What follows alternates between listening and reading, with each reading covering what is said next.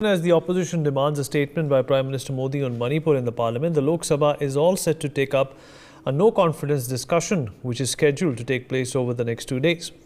This discussion comes after the high-octane debate in the Rajya Sabha yesterday over the Delhi Services Bill. What is key to note is that these developments are a litmus test for the opposition unity ahead of the 2024 general elections. Meanwhile, sources inform us that Rahul Gandhi shall open the debate at 12 p.m. in the lower house. This marks the Congress's and the MP's return to the parliament after being convicted and disqualified earlier in the Modi surname remark case. Well, even as we expect a heated debate to erupt in the parliament today, especially around the matter of Manipur, both the Bharatiya Janata Party and the India bloc are huddling and strategizing ahead of the crucial opposition unity litmus test. While the numbers are in the BJP's favour and NDA sweep is expected, we ask whether the Congress will garner support from other parties which are part of the India alliance as well. Mr. Majid Hydari, political analyst, joins us on the show. Rajalakshmi Joshi, political analyst, also with us on the program. Rahul Gandhi's return to parliament is that very typical moment for Congress, which we call Tiger Zinda Hai. So today it will be the Tiger Zinda Hai moment in the parliament. It's not supposed to be about numbers. Everyone knows that mathematically they can't do it. Congress can't do it. But at least it's a brain game. And Congress has played it very well. And the way things have realized for Congress that time Rahul Gandhi was nowhere in picture and there were no hopes of his getting back to parliament, then how naturally things have come clear for Congress and to the benefit of Congress. It means that there is some big hope for Congress, at least to corner BJP over what happened in Manipur. Rajalakshmi Joshi, Mr. Hydari says that the roaring is going to begin in the parliament. I want you to understand from you what kind of an impact is Rahul Gandhi likely to have upon his return. Is this some sort of a redemption for the alliance called India? Good morning, Vineet. As much as Majid Hydari ji would like to think that, yes, there will be a roar and all that, these are the kind of perceptions that the opposition wants to keep creating, like tigers in the head, the tiger is back. And, we have seen how a lot of media houses and the opposition have been trying to somehow keep creating this perception that now this leader is going to emerge, that now something new is going to happen, that now Rahul Gandhi is going to take charge. All this we have been seeing for the last, I don't know how many years now. So, this is nothing new. And we have seen last time when there was this issue of how Rahul Gandhi spoke in the Lok Sabha about the Adani issue. And we know what happened about it also. The kind of responses that he got and how, the PM completely dissed the issue. He didn't even actually speak about it. Instead, the ministers spoke about it and they just cleared the issue completely. And on the contrary, he completely tore into the opposition. So that is what is going to happen this time round also. So, the Congress has definitely played their cards very well. Look at how the disqualification issue was completely played to the galleries. And yesterday you had these scenes of where everybody was welcoming Rahul Gandhi as if, he has won some huge war or something. That perception game, definitely the opposition and especially the Congress is playing very well. But today I think that they will definitely not have support from the Aam Aadmi Party and a few other parties, because after what happened yesterday in the parliament, and the Aam Aadmi Party definitely is going to rethink about a lot of issues. So if you look at it, then a lot of things are going to change. And I would not call it an India alliance. I would say INDIA, because they have this dot there. And very smartly, they have named themselves as that. But, I think that definitely they are giving the BJP an opportunity to speak on a whole lot of other issues, apart from the Manipur issue. And coming to the Manipur issue also, it is not as if the government has not done anything there, Vineet. The government has definitely been trying to do a lot of, especially when it comes to, say, relief work. It has also made sure that there is no situation of lack of food, etc. That was the reason why the rice supply was stopped by the FCI in other states, if you remember. So that, all these kind of things have been happening, and a complete explanation will definitely be given about Manipur. But at the same time, the BJP gets an opportunity to speak about other issues as well. Like about Chhattisgarh, about Rajasthan, about West Bengal, issues that the opposition don't want any discussion on. So all those issues will definitely come up. There will be a kind of a repeat of what happened yesterday in the Rajya Sabha and in the Lok Sabha also over the last so many days. So all those things will definitely come up. And you have excellent speakers in the BJP. And if you have seen that the kind of a parliamentary committee meeting that is happening today, the PM is heading it. So all of that definitely, they are going to give it back as good as Mr. Rahul Gandhi can give it. You know that Mr. Rahul Gandhi definitely, he cannot stand up to how Amit Shah ji, or at the very end of it, Modi ji, how they are going to reply to it. They are going to give a definitely a befitting reply. Every time the opposition falls into this trap where they invite the PM to speak about all these issues, and then he speaks about much more than what they had even envisioned. So all of this is definitely going to backfire. And I think it's going to be just a repeat of what happened yesterday. Only it is going to be a multifold of what happened yesterday. So Amit Shah ji kept saying that, are you sure you want voting on this?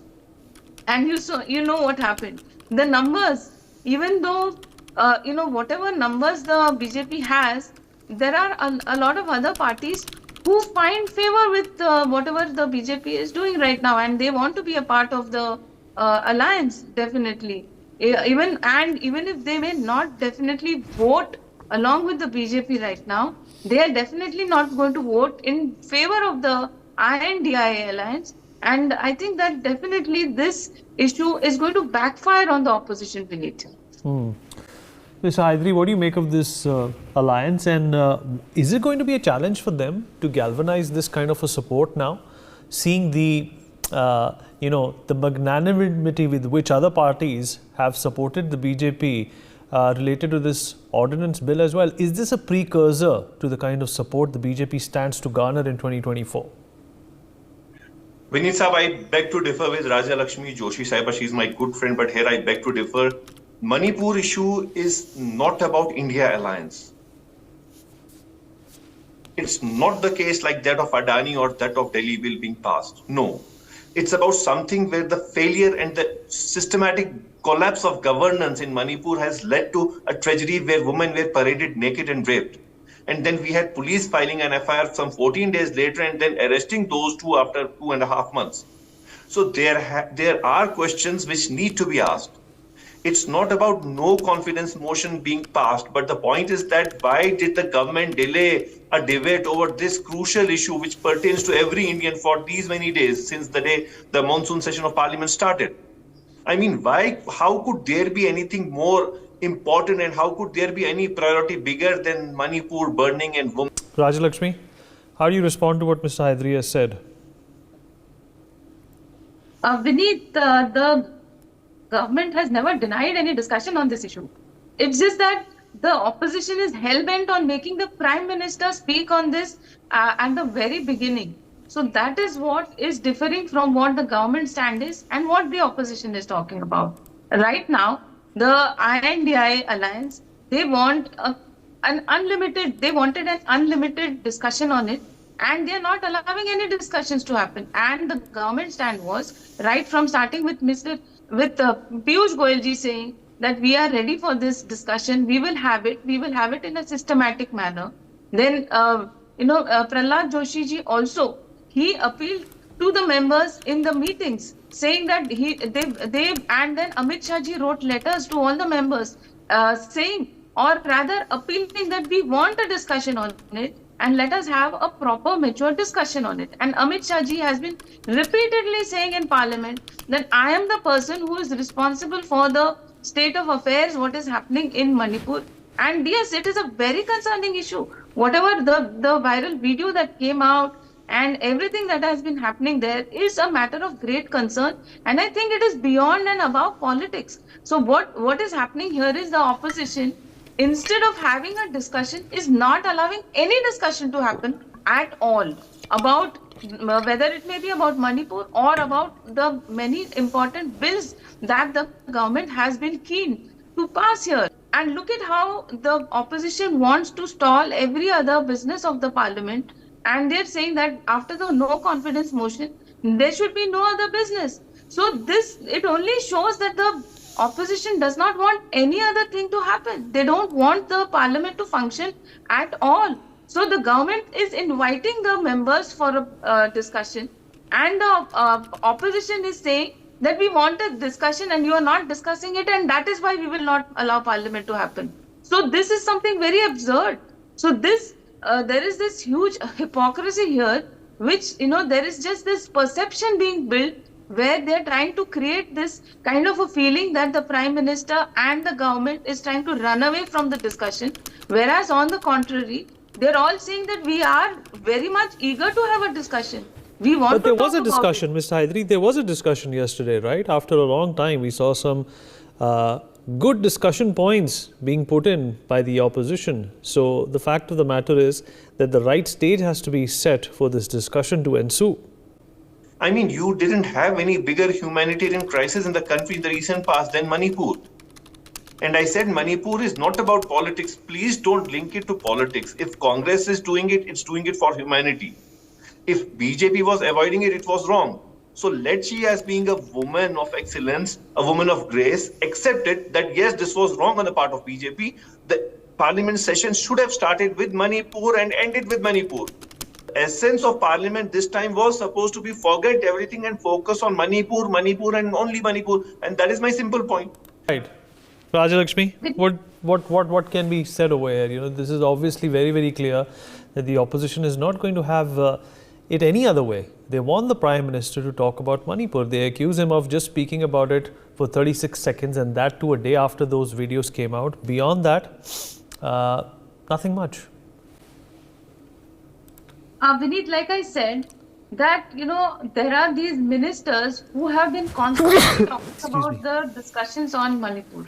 So they did not talk about any other issues. They spoke about Manipur only. They invited them for discussions on Manipur only. But it is the opposition who is just trying to create this nuisance in the parliament and not allowing even discussions on Manipur to happen.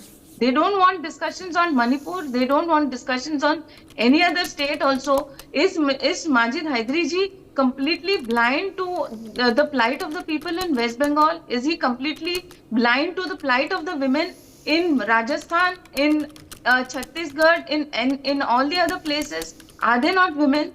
I am not saying don't look at what is happening in Manipur. I am just saying that Manipur definitely will be discussed, but along with that, there are definitely all the other issues also that have to be taken care of, and all that the BJP and the government is trying to do is do it all in a systematic manner. And the opposition does not want any of it to happen. So what they are doing in the entire process is they're not allowing any discussion to happen on any of the issues. And then they accuse the government of passing the bills without the discussion. So which I feel that, yes, I feel that there has to be a proper discussion on every bill that is passed, because you need to know what are the pros and cons of it. And if the opposition does not do that responsibility, then who will do it? I always feel that in a democracy, along with the majority party, along with the ruling party, the opposition has this very important role where they always keep the government in check. But here what is happening is the opposition is only playing politics. That is exactly what I said just a few minutes ago.